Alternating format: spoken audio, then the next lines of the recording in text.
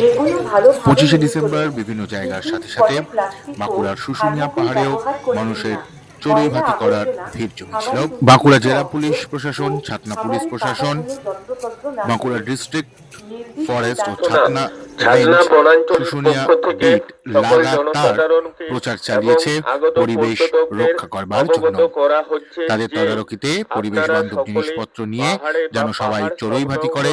জায়গায় কেউ মাইক আগুন লাগাবেন না, বাজালো কোনরূপ মদ্যপান সেটা যেন করবেন না অন্যের ও প্লাস্টিক অসুবিধার বা কারণ না হয়, থার্মোকল এমনই জাতীয় দ্রব্য মাইকিং করে ব্যবহার চড়ুই করবেন ভাতি না। করতে আসা আসুন মানুষদেরকে সচেতন আমরা করা হয়েছে। সকলে মিলে সব অঙ্গীকার মিলিয়ে করি জীব কড়া ও নিরাপত্তা জীব ব্যবস্থার মধ্যে বৈচিত্র্যময় দিয়েই চলেছে পরিবেশকে সুস্থ রাখি।